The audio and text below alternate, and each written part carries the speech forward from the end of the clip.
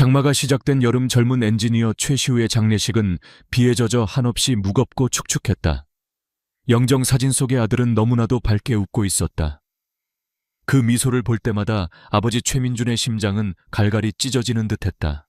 시우는 대한민국 최고의 자동차 회사 누리자동차의 가장 촉망받는 엔진 연구원이었다.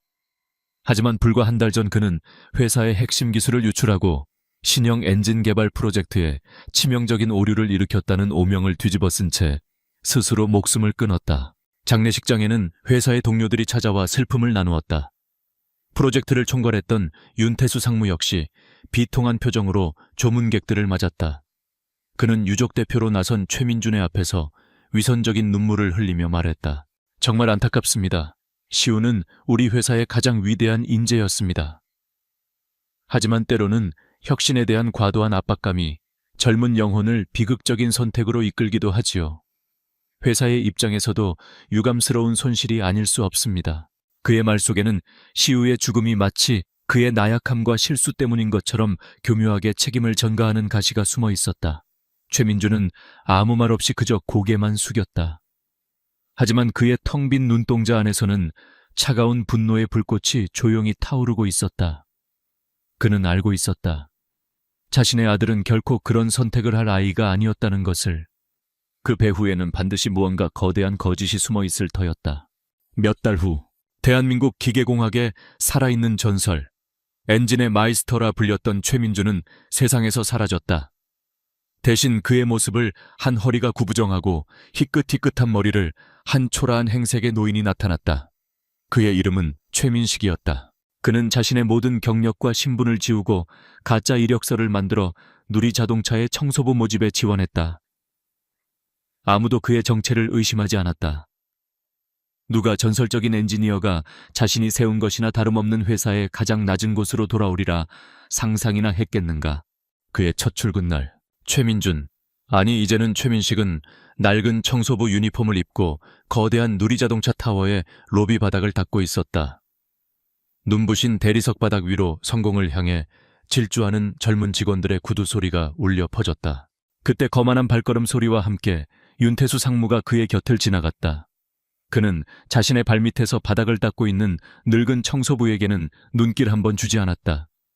최민식의 눈에 그는 더 이상 아들의 상사가 아니었다. 그는 이제 자신의 복수의 목표물이었다. 최민식은 완벽한 보이지 않는 사람이 되었다. 그는 청소 카트를 밀며 건물의 모든 곳을 돌아다녔다. 그는 로비를 닦고 화장실을 청소하고 그리고 마침내 자신의 아들이 마지막까지 일했던 엔진 연구개발팀의 사무실 쓰레기통을 비웠다. 그는 보이지 않았기에 모든 것을 보고 들을 수 있었다. 그는 직원들이 나누는 대화의 조각들을 주워 모았다. 신형 엔진의 결함에 대해 불안해하는 젊은 연구원들의 속삭임, 윤태수 상무의 독단적인 프로젝트 강행에 대한 불만. 그는 거대한 거짓의 성벽을 무너뜨릴 작은 균열들을 하나씩 조용히 수집하기 시작했다. 그날 밤 모두가 퇴근하고 텅 빈 사무실. 최민식은 아들의 옛자리였던 지금은 다른 직원이 앉아있는 책상 주변을 청소하고 있었다. 그는 책상 밑에 쓰레기통을 비우다 그 안에서 구겨진 종이 조각 하나를 발견했다. 그는 무심코 종이를 펼쳐보았다. 그것은 아들 시우의 필체로 쓰인 작은 메모였다. 알터전 RPM 이상에서 공진 주파수 불안정, 치명적 결함 발생 가능성, 윤 상무님께 보고드렸으나 듣지 않으신다. 더 확실한 증거를 찾아야만 해. 최민준의 손이 가늘게 떨려왔다. 이것은 아들이 남긴 마지막 투쟁의 흔적이자 윤태수의 범죄를 증명할 첫 번째 증거였다. 그는 조심스럽게 메모지를 접어 자신의 주머니 가장 깊숙한 곳에 넣었다. 그의 눈빛이 텅 빈 사무실의 어둠 속에서 차가운 불꽃처럼 이글거렸다. 보이지 않는 사람의 조용하고도 가장 철저한 복수는 그렇게 시작되고 있었다. 최민식이라는 이름의 유령은 매일 밤 누리자동차 타워를 배회했다. 낮 동안 그는 그저 허리를 굽혀 묵묵히 바닥을 닦는 존재감 없는 늙은 청소부였다.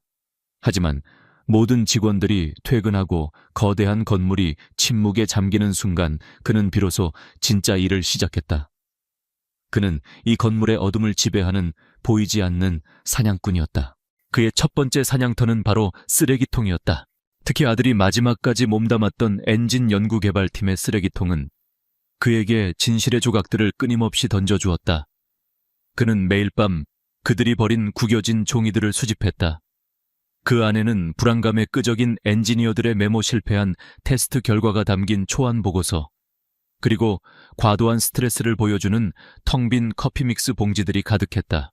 그의 가장 중요한 작업은 사무실의 문서 파쇄기에서 이루어졌다. 윤태수 상무는 모든 민감한 자료들을 파쇄기에 넣어 흔적을 없애라고 지시했지만 그는 알지 못했다.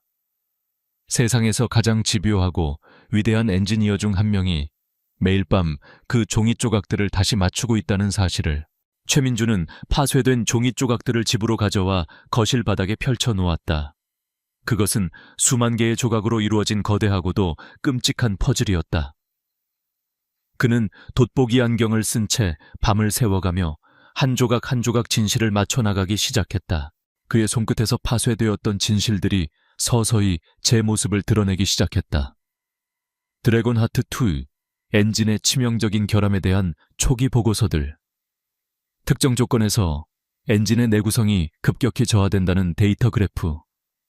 그리고 이 모든 것을 상부에 보고하려 했던 아들 최시우의 이름이 적힌 기한서까지. 낮 동안 그는 청소 카트를 밀며 연구개발팀 주변을 맴돌았다. 그는 보이지 않는 사람이었기에 모든 것을 들을 수 있었다. 어젯밤 테스트에서도 RPM이 특정 구간을 넘어서니까 경고등이 떴어요. 윤 상무님께서는 그냥 보고서의 수치를 좀 조정하라고만 하시던데 정말 이대로 괜찮을까요? 미친 짓이야. 이러다 출시 후에 큰 사고라도 나면 우리 모두 끝장이라고. 젊은 엔지니어들의 불안한 속삭임은 그가 맞춘 퍼즐이 진실임을 증명해주고 있었다.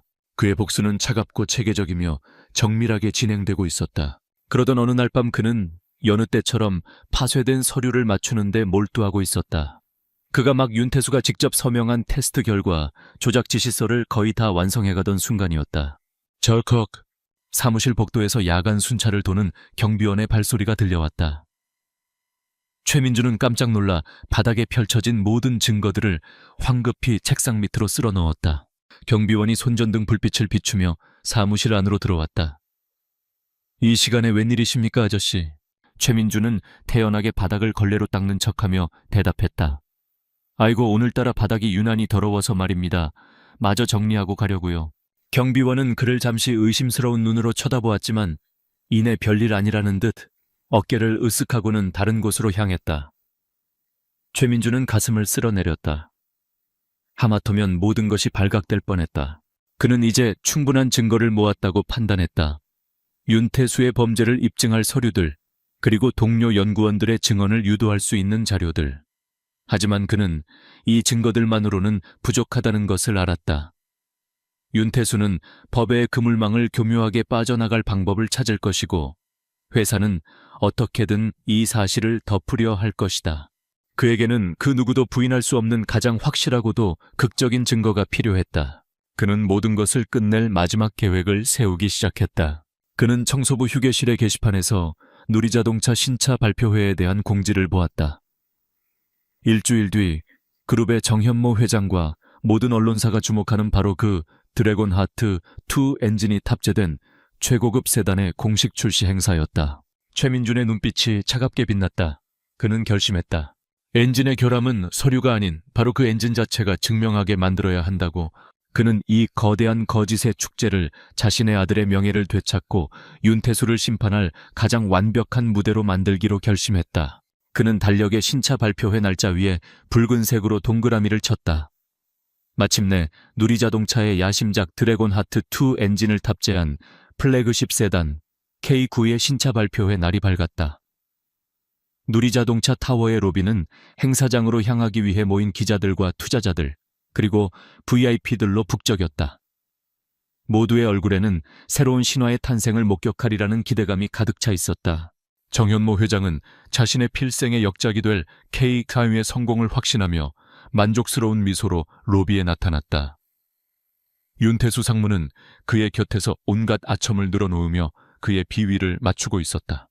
회장님, 오늘 발표회만 끝나면 누리자동차의 주가는 하늘 높은 줄 모르고 치솟을 겁니다. 전부 윤 상무님의 공이 큽니다. 정 회장은 의전 차량으로 준비된 갓 출고된 따끈따끈한 K카의 뒷좌석에 올라탔다. 수많은 기자들의 카메라 플래시가 터지는 가운데 운전기사가 부드럽게 시동을 걸었다. 하지만 바로 그때였다. 부르릉, 컥컥. 웅장한 엔진음을 뽐내야 할 K카이 마치 천식 환자처럼 몇 번 헐떡거리더니 그대로 시동이 꺼져버렸다. 운전기사가 당황하며 다시 시동을 걸었지만 차는 아무런 반응도 하지 않았다. 로비 안의 모든 공기가 순간적으로 얼어붙었다. 정 회장의 얼굴이 분노로 굳어졌고 윤태수 상무의 얼굴은 하얗게 질려갔다. 회사 최고의 자랑거리여야 할 차가 가장 중요한 순간에 모든 언론사가 지켜보는 앞에서 완전히 멈춰서버린 것이다. 이게 무슨 일이야? 당장 기술팀 불러와. 최고의 엔지니어들이 허둥지둥 달려왔다. 그들은 노트북을 연결해 차량을 진단하고 보닛을 열어 엔진을 살폈다. 하지만 그들은 원인을 찾지 못했다. 시간은 흘러가고 투자자들과 기자들은 수군거리기 시작했다.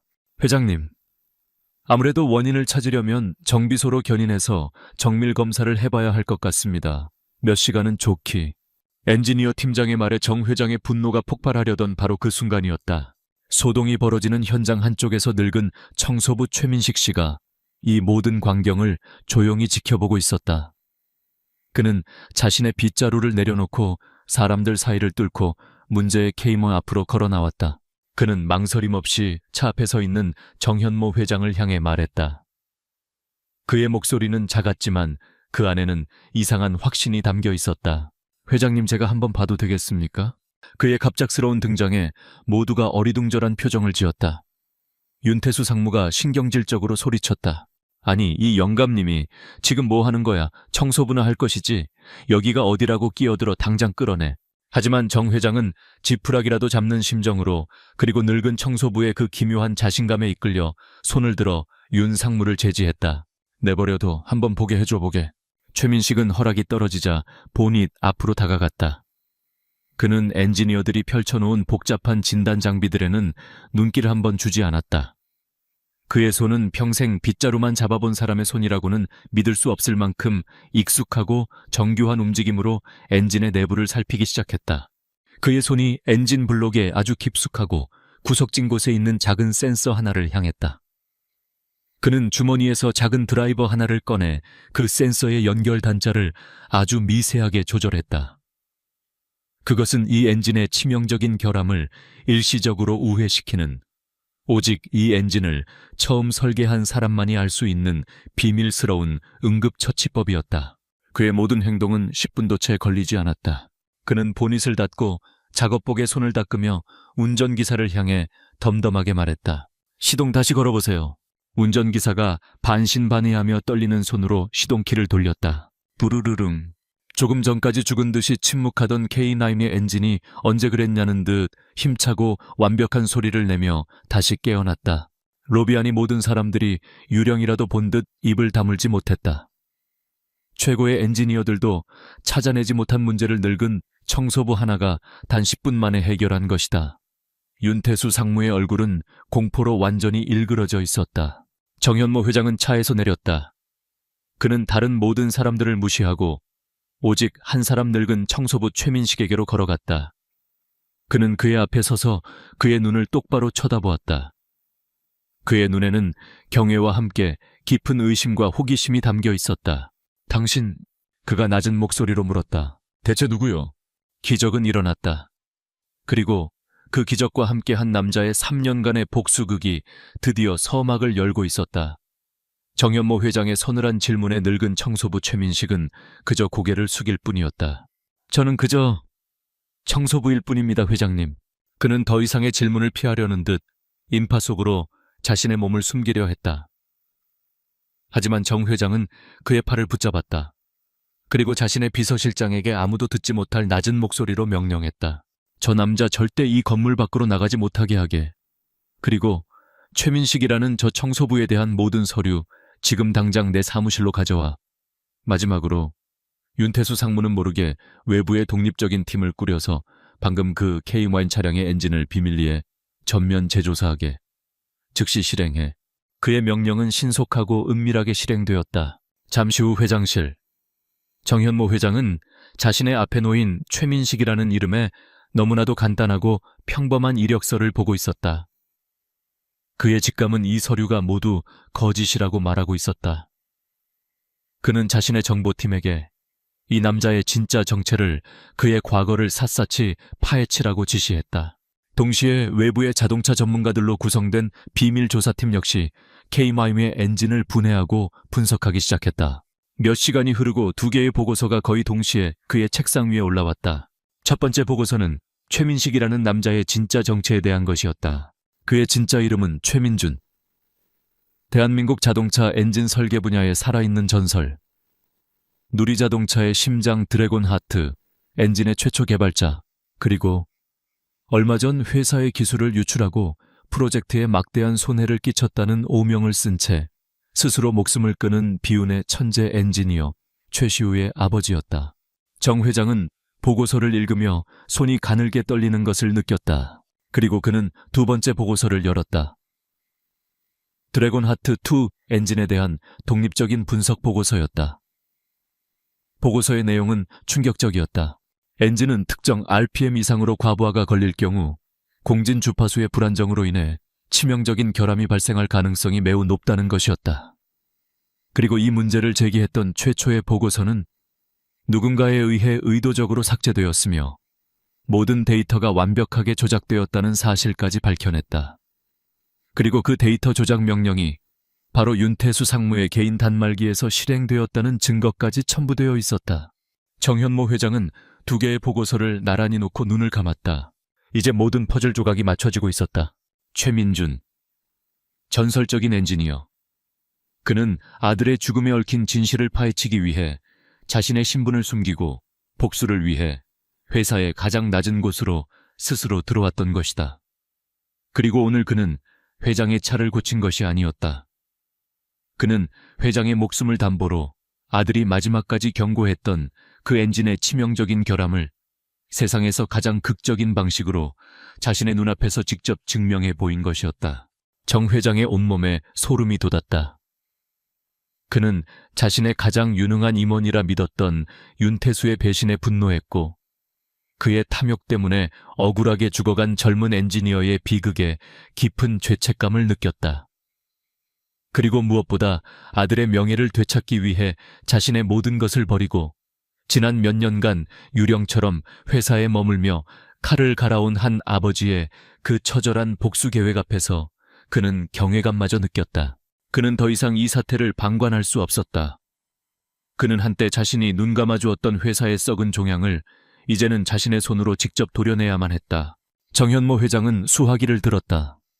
그의 목소리에는 이 제국의 왕으로서의 차갑고도 단호한 결단이 담겨 있었다. 윤태수 상무 지금 당장 내 방으로 들어오라고 하게. 그는 잠시 말을 멈췄다. 그리고 우리 회사의 청소부 최민식 씨도 이곳으로 초대하게. 아니, 최민준 선생이라고 정중히 모셔오게. 이제 회의를 시작할 시간이니 심판의 무대가 마침내 마련되고 있었다. 정현모 회장의 집무실. 그곳은 이제 한 기업의 운명과 한 아들의 명예, 그리고 한 아버지의 복수가 결정될 마지막 심판의 장소가 되어 있었다. 윤태수 상무가 가장 먼저 도착했다. 그는 무슨 일로 불려왔는지 전혀 짐작하지 못한 채 애써 태연한 표정을 짓고 있었다. 그는 정 회장이 지난번의 케이카이 문제를 질책하려는 것이라 짐작하고 어떻게 변명할지를 머릿속으로 계산하고 있었다. 잠시 후 집무실 문이 다시 열렸다.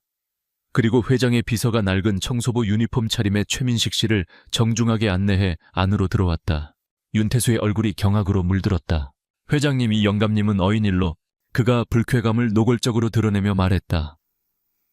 하지만 정 회장은 그를 무시하고 최민식 아니 최민준을 향해 정중하게 말했다.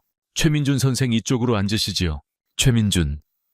그 진짜 이름이 불리는 순간 윤태수의 심장이 철렁 내려앉았다. 그의 머릿속이 복잡하게 돌아가기 시작했다. 하지만 그는 애써 침착함을 유지했다. 그는 이 늙은이가 자신의 정체를 밝혔다고 해도 물증이 없는 한 아무것도 할 수 없을 것이라 믿었다. 정 회장이 마침내 입을 열었다. 그의 목소리는 강철처럼 차가웠다. 윤 상무, 내가 비밀리에 지시했던 K9 엔진에 대한 독립조사 결과가 나왔네. 그는 보고서 한 부를 테이블 위로 던졌다. 엔진에서 고속주행 시 치명적인 공진 결함이 발생할 수 있다는 결과가 나왔어. 그리고 이 결함이 이미 몇 달 전에 보고되었으나 누군가에 의해 의도적으로 은폐되고 데이터가 조작되었다는 증거까지도. 윤태수는 기다렸다는 듯이 준비해온 변명을 늘어놓았다. 회장님, 그건 이미 사망한 최시우 연구원의 과실이었습니다. 그 젊은 친구가 압박감을 이기지 못하고 데이터를 잘못 처리한 후 그 책임을 감당하지 못해 무책임하게 스스로 목숨을 끊은 것입니다. 제가 모든 것을 바로잡으려 했지만 그의 뻔뻔한 거짓말에 그때까지 침묵을 지키고 있던 최민준이 마침내 입을 열었다. 그의 목소리는 조용했지만 회의실 전체를 얼어붙게 만드는 서늘한 무게를 담고 있었다. 거짓말. 그는 자리에서 일어나 자신이 지난 몇 달간 목숨처럼 모아온 증거들을 테이블 위에 하나씩 올려놓기 시작했다. 그는 가장 먼저 쓰레기통에서 발견했던 아들의 필체가 담긴 메모를 내려놓았다. 이것은 내 아들 시우가 결함을 발견하고 당신에게 보고하려 했으나 묵살당했다는 증거요. 다음으로 그가 밤을 새워 다시 맞춘 파쇄되었던 보고서들을 올려놓았다. 그리고 이것은 당신이 파기하라고 명령했던 엔진의 결함을 입증하는 원래의 테스트 데이터들이지. 그는 공학자로서 누구도 반박할 수 없는 논리로 엔진의 설계적 결함과 그 위험성을 조목조목 설명하기 시작했다. 그의 설명 앞에서 윤태수의 얼굴은 점점 더 하얗게 질려갔다. 이 모든 것이 당신이 당신의 책임을 회피하고 내 아들에게 모든 죄를 뒤집어 씌우기 위해 저지른 짓이라는 증거요. 윤태수 상무. 하지만 윤태수는 마지막까지 발악했다. 증거 불충분이야. 이건 전부 조작된 거야. 죽은 놈은 말이 없지. 바로 그 순간 최민준은 자신의 품에서 낡은 휴대폰 하나를 꺼내들었다. 내 아들은 말이 없지 않아. 그는 휴대폰에 녹음 파일을 재생했다. 휴대폰에서 죽은 아들 최시우의 절망으로 가득 찬 마지막 목소리가 흘러나오기 시작했다. 그것은 그가 죽기 전날 밤 아버지에게 마지막으로 남긴 음성 메시지였다. 아빠, 죄송해요. 저는 사람들을 위험에 빠뜨릴 수는 없어요. 하지만 윤 상무님이 무서워요. 저보고 데이터를 조작하라고 그러지 않으면 제 엔지니어 인생을 끝내버리겠다고 협박했어요. 아빠, 저는 이제 어떻게 해야 할지 모르겠어요. 아들의 흐느끼는 목소리. 그 모든 진실이 담긴 절규. 그것은 그 어떤 증거보다도 강력한 심장을 꿰뚫는 비수였다. 녹음이 끝나자 윤태수는 완전히 무너져 내렸다. 그는 의자에 주저앉아 텅 빈 눈으로 허공을 바라보았다. 그의 모든 거짓말과 위선이 한 젊은이의 마지막 목소리 앞에서 발가벗겨진 순간이었다. 정현모 회장이 자리에서 일어났다. 그는 경멸이 가득한 눈으로 윤태수를 내려다보았다. 그리고 존경심이 가득한 눈으로 슬픔에 잠긴 아버지 최민준을 바라보았다. 그는 책상 위에 전화기 수화기를 들었다. 나 정현모 회장이네. 지금 당장 보안팀과 법무팀을 회장실로 올려보내. 즉시. 심판의 날은 그렇게 조용히 그러나 너무나도 철저하게 막을 내리고 있었다. 윤태수 상무는 자신의 모든 범죄가 담긴 아들의 마지막 목소리 앞에서 완전히 무너져 내렸다. 그는 보안팀에게 끌려나가며 마지막까지도 최민준을 향해 증오에 찬 저주를 퍼부었지만 그 어떤 것도 더 이상 최민준의 마음에 상처를 입힐 수는 없었다.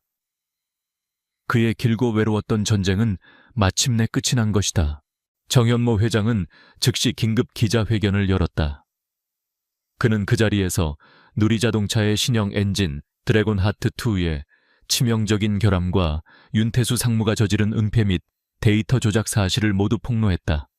그리고 그는 대중 앞에서 고개를 숙였다. 가장 중요하게는 그는 억울하게 세상을 떠난 젊은 엔지니어 최시우의 명예를 공식적으로 회복시켜 주었다.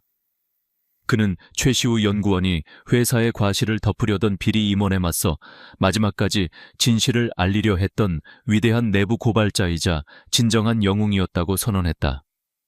그는 대규모 리콜을 약속했고 회사의 신뢰를 되찾기 위해 모든 노력을 다하겠다고 맹세했다. 기자회견이 끝난 후 정 회장은 자신의 집무실에서 최민준과 단둘이 마주 앉았다. 그는 최민준의 앞에 회사의 부회장직 임명장과 천문학적인 액수의 보상금이 적힌 서류를 내밀었다. 최민준 선생, 아니 최민준 부회장님, 다시 회사로 돌아와 주십시오. 선생의 영혼과 철학이 지금의 누리자동책에는 절실하게 필요합니다. 이것은 회장으로서 그리고 한 사람의 인간으로서 내가 당신과 당신의 아들에게 진 빚을 갚는 최소한의 성의입니다. 하지만 최민주는 서류를 조용히 밀어냈다. 그의 얼굴에는 이제 더 이상 복수심의 불꽃이 타오르지 않았다. 그 자리에는 깊은 슬픔과 함께 모든 것을 내려놓은 자의 평온함이 자리하고 있었다. 회장님, 제 복수는 제 아들의 이름이 세상의 오해를 벗고 그 명예를 되찾은 그 순간 이미 끝났습니다. 그는 조용히 말했다. 저는 더 이상 제 아들을 앗아간 이 차가운 세계로 돌아가고 싶지 않습니다. 엔지니어로서의 제 삶은 제 아들과 함께 이미 무덤에 묻었습니다. 하지만 아버지로서의 제 삶은 아직 끝나지 않았습니다. 그는 정 회장에게 자신의 진짜 보상을 요구했다. 그것은 자신을 위한 돈이나 명예가 아니었다. 제가 받을 이 모든 보상금으로 제 아들 최시우의 이름을 딴 재단을 하나 만들어 주십시오. 그의 제안은 최시우 윤리공학재단이었다. 그 재단은 가난하지만 재능 있는 젊은 공학도들에게 장학금을 지원하고 무엇보다 아들처럼 기업 내부의 비리나 기술적 결함을 고발하는 양심적인 엔지니어들을 외부의 압력으로부터 지켜주는 법적 재정적 방패가 되어주는 역할을 할 것이었다. 제 아들과 같은 비극이 이 땅에서 다시는 일어나지 않게 하는 것. 그것이 제가 진정으로 원하는 보상입니다, 회장님. 정현모 회장은 그의 말에 아무 대답도 하지 못하고 그저 깊이 고개를 숙일 뿐이었다. 1년 후 한 유명 공과대학의 강당에서 제1회 최시우 윤리공학 장학금 수여식이 열리고 있었다. 단상 위에서 장학금을 받은 젊은 학생이 떨리는 목소리로 수상소감을 말하고 있었다. 저는 오늘 단순히 장학금을 받은 것이 아니라 한 위대한 선배님의 용기와 신념을 물려받았다고 생각합니다. 저는 결코 이익과 타협하지 않고 사람을 위한 기술을 만드는 부끄럽지 않은 엔지니어가 되겠습니다.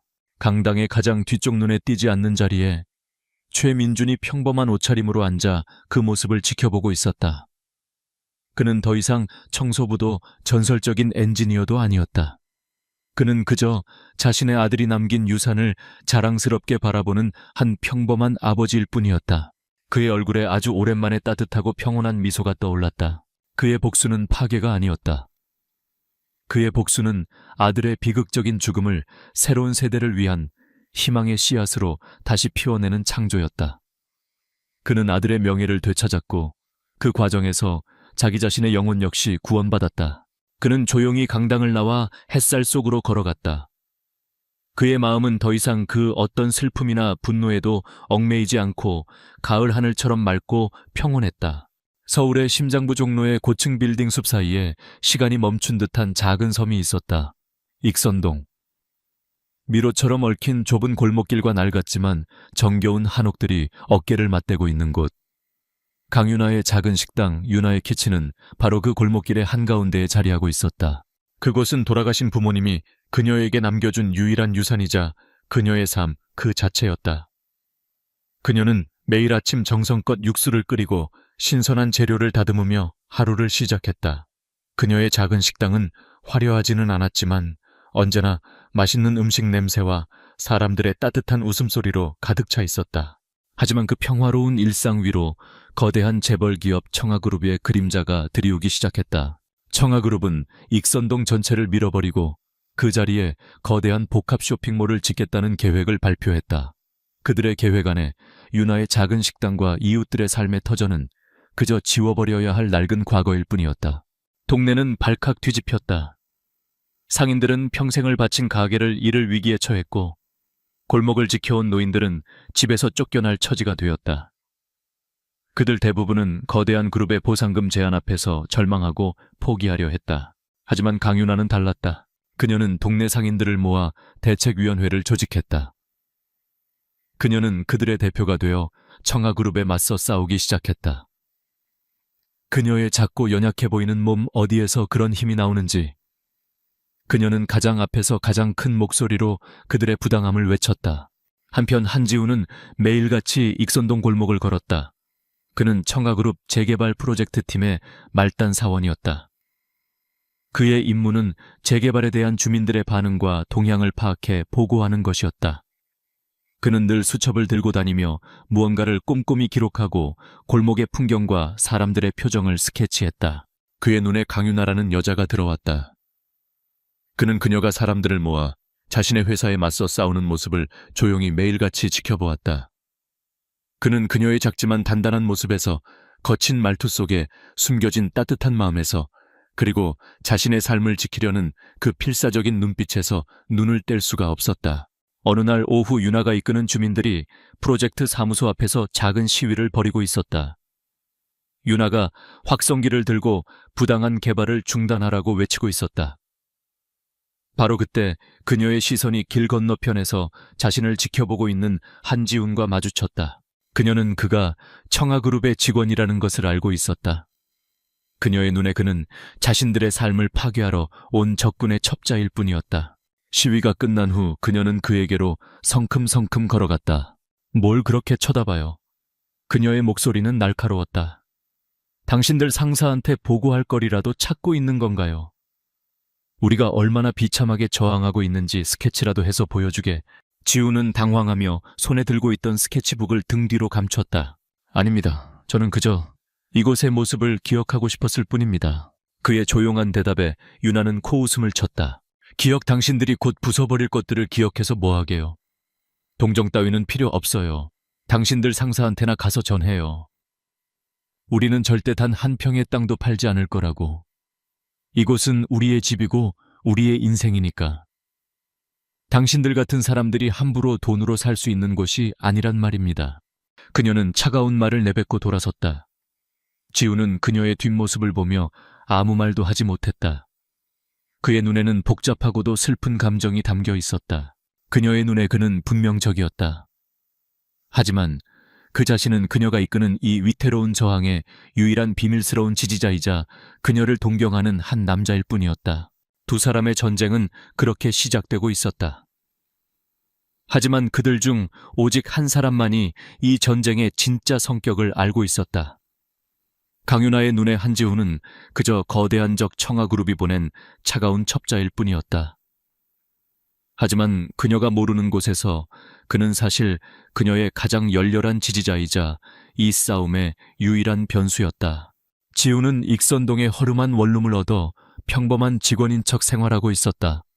그의 방 안에는 익선동의 골목과 가게, 그리고 사람들의 얼굴을 담은 수백 장의 스케치가 가득했다.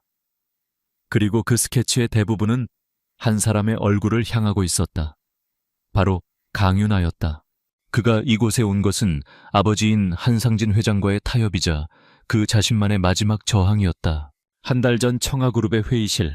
지훈은 임원들이 만들어낸 익선동 재개발 계획안을 보고 큰 충격에 빠졌었다.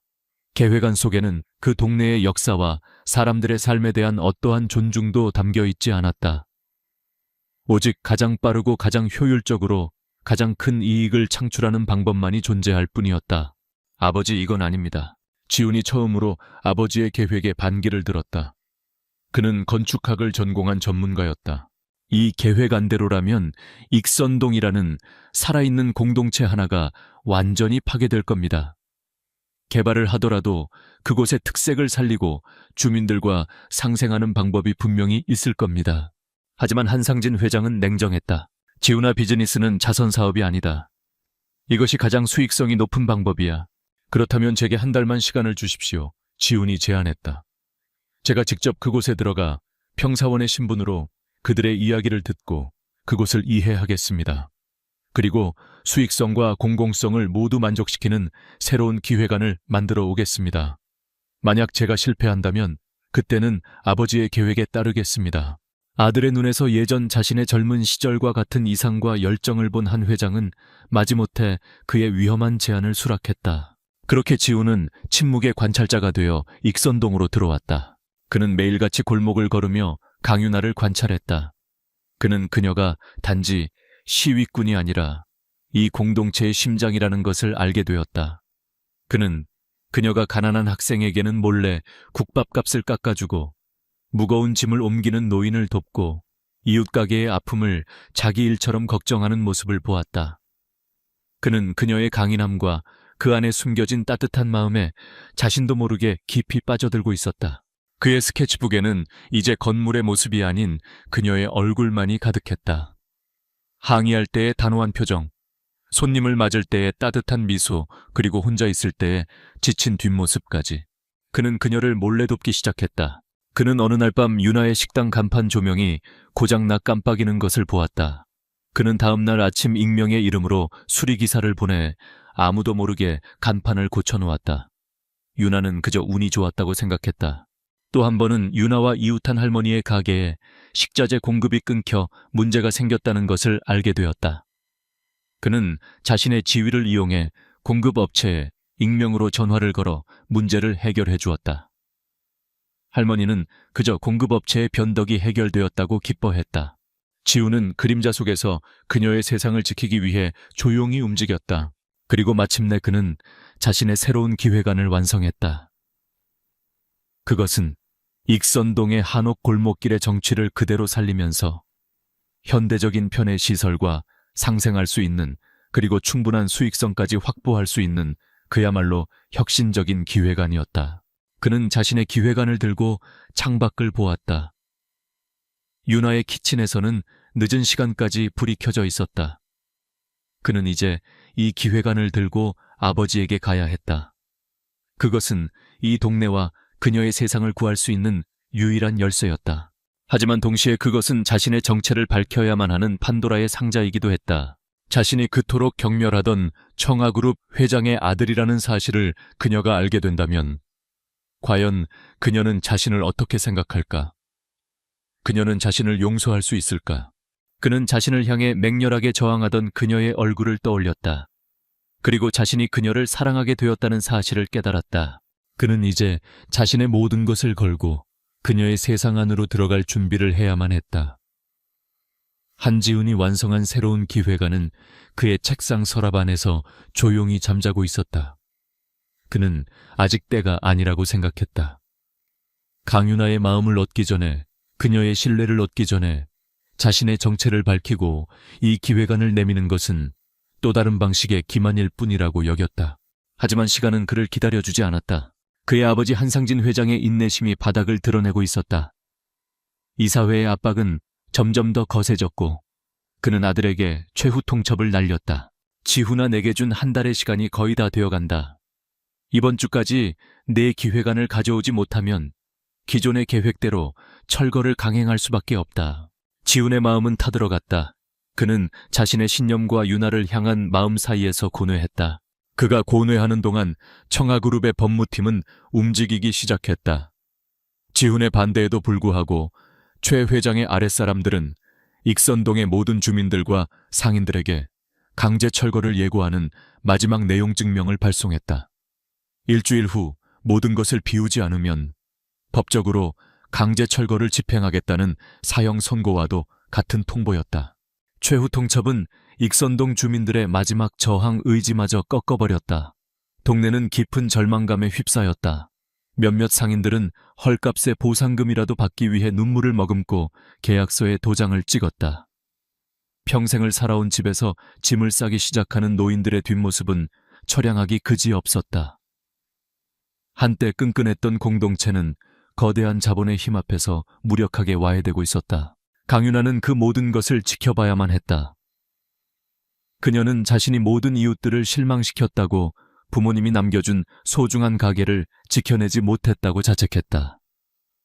그녀는 밤마다 자신의 텅 빈 식당에 홀로 남아 돌아가신 부모님의 사진을 보며 눈물을 흘렸다. 아빠, 엄마, 제가 잘못했어요. 제가 힘이 없어서 다 지키지 못했어요. 그녀의 절망은 깊어 보였다. 하지만 그녀는 이대로 무너질 수 없었다. 그녀의 마음속에는 아직 꺼지지 않은 마지막 불씨가 남아 있었다. 그녀는 마지막으로 단 한 번이라도 세상에 그들의 억울함을 외치기로 결심했다. 그녀는 지역 언론사와 시민단체에 연락을 돌리기 시작했다. 그리고 강제 철거가 예정된 바로 전날 익선동 골목에서 마지막 저항 집회를 열기로 했다. 집회 전날 밤 익선동의 골목길은 폭풍전야처럼 고요했다. 윤아는 마지막이 될지도 모르는 자신의 식당을 구석구석 쓸고 닦았다. 그녀는 혹시 모를 위험에 대비해 가족들을 며칠간 친척집으로 보내고 가게에 홀로 남아 있었다. 그녀가 창밖을 내다보았을 때였다. 길 건너편 어두운 골목의 구석에 한지훈이 서 있었다. 그는 아무 말 없이 그저 슬픈 표정으로 그녀의 가게를 그리고 그 안에 그녀를 바라보고 있었다. 그의 눈빛을 본 순간 유나의 마음속에 차가운 분노가 치밀어 올랐다. 그녀의 눈에 그의 그 표정은 동정이나 연민이 아니었다.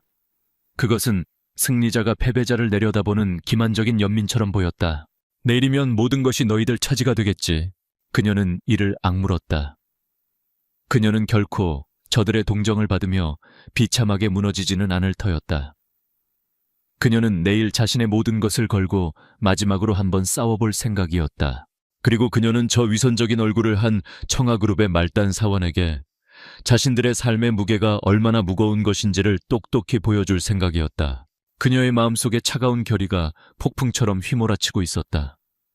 마침내 강제 철거의 날이 밝았다. 아침 일찍부터 익선동의 좁은 골목길은 거대한 굴착기와 용역 깡패들의 위협적인 고함 소리로 가득 찼다. 강윤아와 몇몇 남은 주민들은 서로의 팔을 잡고 자신들의 가게와 집 앞에서 인간 바리케이드를 만들었다. 그것은 그들의 마지막 저항이었다. 현장 책임자는 확성기를 들고 소리쳤다. 지금 당장 해산하지 않으면 모두 업무방해로 경찰에 넘기겠소. 마지막 경고입니다. 바로 그때 한지훈이 현장에 나타났다. 그는 굴착기와 주민들 사이를 막아서며 현장 책임자에게 필사적으로 말했다. 아직 안 됩니다. 아직 최종 승인이 나지 않았습니다. 조금만 더 기다려 주십시오. 그는 자신의 아버지 한상진 회장이 약속했던 마지막 시간을 어떻게든 벌어보려 애쓰고 있었다. 하지만 그 모습을 본 강윤아의 눈에는 이 모든 것이 잘 짜인 연극처럼 보일 뿐이었다. 그녀의 눈에 그는 마지막 순간까지 자신들을 기만하고 파괴의 현장을 감독하러 나온 위선적인 적군의 일부였다. 분노와 절망이 그녀의 마지막 남은 이성을 집어삼켰다. 그녀는 인간 바리케이드에서 뛰쳐나와 지훈의 앞으로 달려갔다. 행복한가요? 그녀가 소리쳤다. 당신들이 원하던 그림이 바로 이거였나요? 우리가 무너지고 울부짖는 이 모습이 당신들 스케치북에 담고 싶었던 바로 그 풍경이었냐고요. 그녀는 그의 멱살이라도 잡을 것처럼 그에게 달려들었다. 당신 같은 앞잡이들은 그녀는 지난 몇 달간의 모든 서름과 분노 절망을 담아 손을 높이 들어 올렸다. 주제 파악 좀 해. 여긴 우리 집이야. 우리 인생이라고 당장 꺼져. 잭. 날카로운 마찰음과 함께 그녀의 손바닥이 그의 뺨에 정확하게 꽂혔다. 시끄럽던 공사 현장의 모든 소음이 그 순간 거짓말처럼 멎었다. 주민들도 용역 깡패들도 모두 이 광경을 보고 그 자리에서 얼어붙었다. 지훈은 아무런 반응도 하지 않았다. 그는 그저 자신의 뺨을 때린 그녀를 이해할 수 없을 만큼 깊고 슬픈 눈으로 바라볼 뿐이었다. 그의 뺨 위로 붉은 손자국이 선명하게 피어올랐다. 모두가 숨을 죽인 그 침묵 속에서 지훈이 입을 열었다. 그의 목소리는 조용했지만 그곳에 있는 모든 사람들의 귀에 박힐 만큼 무겁고 진실되게 울렸다. 당신 말이 맞습니다. 죄송합니다. 그리고 그는 모두가 지켜보는 앞에서 상상조차 할 수 없었던 행동을 했다. 그는 그녀의 앞에 한쪽 무릎을 꿇었다. 굴착기와 폐허가 될 위기에 처한 골목길, 그리고 절망에 빠진 사람들 앞에서 그는 자신의 주머니에서 작고 검은 벨벳 상자를 꺼내 들었다. 상자가 열리고 그 안에서 아침 햇살을 받아 눈부시게 빛나는 작고 아름다운 반지가 모습을 드러냈다. 강윤아 씨, 그가 그녀의 눈을 똑바로 쳐다보며 말했다. 지금이 최악의 순간이라는 거 압니다. 그리고 제 방법이 서툴렀다는 것도 압니다. 하지만 제 진심을 증명할 방법이 이것밖에는 없습니다. 저와 결혼해 주시겠습니까? 유나의 머릿속이 하얗게 비어버렸다. 그녀는 이 남자가 자신을 조롱하기 위해 미쳐버렸다고 생각했다. 바로 그때였다. 끼익 하는 소리와 함께 검은색 최고급 세단 한 대가 공사장 입구에 멈춰섰다. 차에서 내린 것은 한상진 회장의 비서실장이었다. 그는 다급한 표정으로 무릎을 꿇고 있는 지훈에게 달려와 깊이 허리를 숙였다. 도련님, 그의 외침에 유나의 심장이 멎는 듯했다. 비서실장은 주인은 아랑곳하지 않고 지훈에게 보고했다. 회장님께서 기다리십니다. 만약 그분을 설득하지 못하면 원래 계획대로 철거를 진행하라고 하셨습니다. 제발 이제 그만. 도련님, 회장님, 설득. 그 단어들이 유나의 머릿속에서 거대한 폭풍이 되어 휘몰아쳤다. 그녀는 눈앞의 모든 것을 다시 보았다. 자신의 뺨을 맞고도 슬픈 눈으로 자신을 보던 남자. 굴착기 앞에서 무릎을 꿇고 반지를 내민 남자. 그리고 그에게 도련님이라 부르며 허리를 숙이는 비서. 그녀가 지난 몇 달간 경멸하고 증오하고 방금 전 자신의 손으로 뺨을 때렸던 저 말단 사원이 사실은 이 모든 것을 멈출 수도 시작할 수도 있는 이 거대한 제국의 유일한 상속자였다. 그녀 자신의 손에 남아있는 뺨을 때렸던 그 얼얼한 감각과 그의 손에 들린 반지의 눈부신 빛, 그리고 도련님이라는 단어가 그녀의 세상 속에서 현실감을 잃고 거대한 혼돈 속으로 무너져 내리고 있었다. 모든 것이 멈춰버린 듯한 그 순간 한지훈은 천천히 자리에서 일어났다.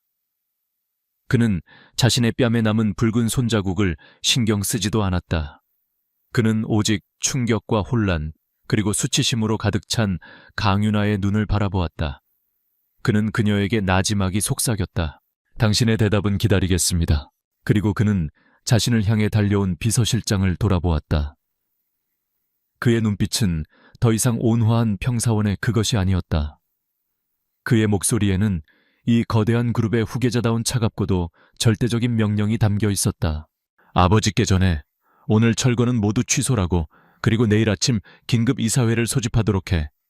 내가 직접 새로운 기획안을 발표하겠다고. 비서실장은 도련님의 그 단호한 모습에 잠시 놀랐지만 이내 깊이 허리를 숙이고 그의 명령을 수행하기 위해 움직였다. 그 모든 광경을 지켜보던 강윤아는 더 이상 그 자리에 서 있을 수가 없었다. 그녀는 자신을 향해 쏟아지는 동네 사람들의 의아한 시선과 용역, 깡패들의 겁먹은 얼굴들을 뒤로 한 채 자신의 식당으로 도망치듯 달려갔다. 그녀는 가게 문을 걸어 잠그고 그 자리에 주저앉았다. 그녀의 손바닥이 여전히 얼얼했다. 하지만 그보다 더 아픈 것은 그녀의 마음이었다. 그녀는 자신의 편견과 분노가 한 사람의 진심을 얼마나 무참히 짓밟았는지를 깨달았다. 그녀는 그가 부자라는 사실 때문에, 그가 가진 권력 때문에 후회하는 것이 아니었다. 그녀는 그의 진심을, 그의 선의를 알아보지 못하고 상처를 준 자기 자신이 부끄러워 견딜 수가 없었다. 한편 지우는 아버지와의 또 다른 전쟁을 치르고 있었다. 한상진 회장의 집무실. 그는 아들의 반란에 분노했다. 고작 그 식당 계집애 하나 때문에 그룹 전체를 위기에 빠뜨리겠다는 거냐. 네가 지금 제정신이야. 하지만 지우는 물러서지 않았다. 그는 아버지가 가장 자랑스러워했던 바로 그 냉철한 논리와 데이터로 아버지를 설득하기 시작했다. 그는 자신이 지난 한 달간 밤을 새워 만든 새로운 익선동 재개발 기획안을 아버지 앞에 펼쳐놓았다. 그의 기획안은 기존의 것을 완전히 파괴하는 것이 아니었다.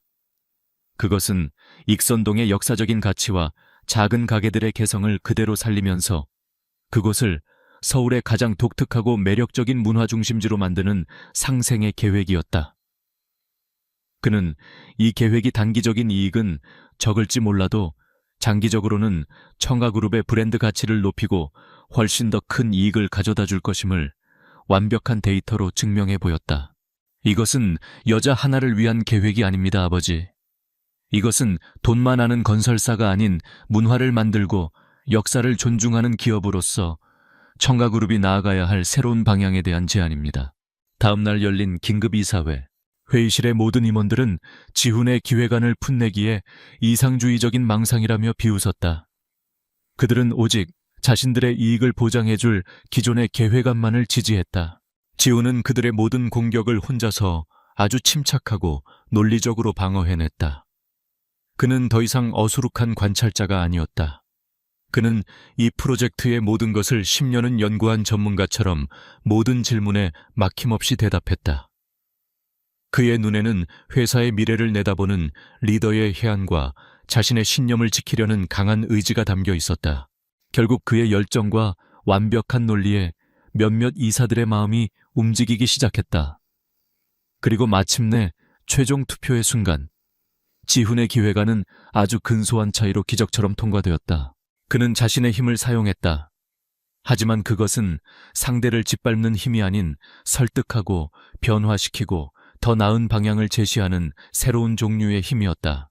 그날 저녁 강윤아는 자신의 작은 식당 안에서 스마트폰으로 그 소식을 접했다. 청아그룹 익선동 재개발 계획 전면 수정, 상생을 목표로 한 새로운 프로젝트로 변경. 기사에는 이 모든 변화를 이끌어낸 젊은 리더 한지훈의 사진이 실려 있었다. 그는 회의장을 나오며 기자들에게 둘러싸여 있었지만 그의 얼굴은 지쳐 보였다. 윤아는 그제야 모든 것을 알았다. 그가 단순히 자신을 속인 것이 아니었다는 것을. 그가 자신에게 청혼한 것이 단순히 상황을 모면하기 위한 쇼가 아니었다는 것을. 그는 정말로 자신과 이 동네를 지키기 위해 자신의 모든 것을 걸고 싸워왔다는 것을. 그녀는 그가 자신을 위해 치른 그 거대한 전쟁의 무게를, 그가 겪었을 고독한 싸움을 생각했다. 그녀는 주머니에서 그가 언젠가 명함을 건넸던 것을 기억해냈다. 그녀는 떨리는 손으로 휴대폰을 들었다. 이제는 그녀가 그에게 대답을 해야 할 차례였다. 청가그룹의 재개발 계획이 전면 수정되었다는 소식은 익선동에 기적과도 같은 희망을 가져다 주었다. 절망에 빠져 있던 주민들은 환호했고 동네는 오랜만에 활기를 되찾았다. 그리고 그 모든 변화의 중심에 선 한지훈이라는 이름은 이제 주민들에게 구원자의 이름이 되어 있었다. 강윤아는 자신의 작은 식당 안에서 그 모든 소식을 들었다. 그녀는 그가 자신과 이 동네를 위해 얼마나 거대한 싸움을 치렀는지를 비로소 알게 되었다. 그의 진심의 무게가 그녀의 마음을 무겁게 짓눌렀다. 그녀는 더 이상 도망치거나 외면할 수 없었다. 그녀는 떨리는 손으로 그가 남기고 갔던 명함을 찾아 전화를 걸었다. 한지훈 씨, 저 강윤아입니다. 혹시 잠시 뵐 수 있을까요? 두 사람은 그날 저녁 익선동의 한 조용한 공원 벤치에서 다시 마주 앉았다. 어색한 침묵이 흘렀다. 먼저 입을 연 것은 윤아였다. 그녀는 고개를 숙인 채 진심을 다해 말했다. 죄송합니다, 한지훈 씨.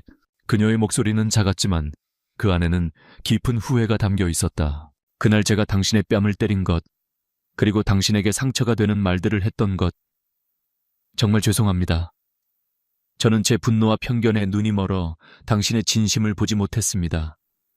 제가 어리석었습니다. 정말 잘못했습니다. 그녀의 진심 어린 사과에 지우는 조용히 미소 지었다. 아닙니다. 사과하지 마세요. 그때 당신이 느꼈을 절망감과 분노를 저는 이해합니다. 오히려 제 방법이 서툴렀던 것을 제가 사과해야지요. 두 사람 사이를 가로막고 있던 오해의 벽이 그 순간 허물어지기 시작했다. 지훈이 자리에서 일어나 그녀의 앞에 섰다. 그의 얼굴에는 그 어느 때보다도 진지한 표정이 담겨 있었다. 윤아 씨, 그날 제가 했던 청혼, 제 감정은 진심이었습니다. 하지만 그때의 방식은 잘못되었습니다. 그것은 당신의 마음을 얻기 위한 청혼이 아니라 상황을 벗어나기 위한 저의 절박한 외침이었을 뿐입니다. 그는 잠시 숨을 골랐다. 그래서 다시 하려고 합니다, 제대로. 그는 이번에는 무릎을 꿇지 않았다. 그는 그저 한 명의 남자로서 그녀와 동등한 눈높이에서 자신의 마음을 고백하기 시작했다. 저는 지난 한 달간 당신을 지켜보았습니다. 저는 당신의 강인함과 당신의 따뜻한 마음, 그리고 당신의 삶을 지키려는 그 열정을 사랑하게 되었습니다.